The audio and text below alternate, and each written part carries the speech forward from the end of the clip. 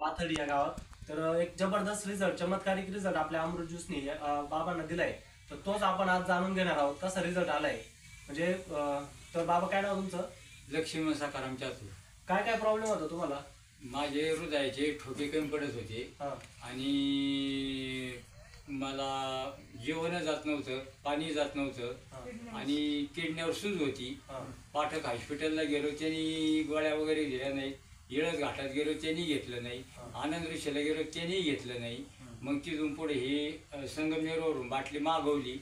3 दिवसाच्या आतमध्ये माझे ठोके चालू झाले, किडनीची सूज कमी झाली आणि त्याच्यानंतर मग मी आता व्यवस्थितशीर मला सगळ्या गोष्टी जाणून आलेल्या आहेत.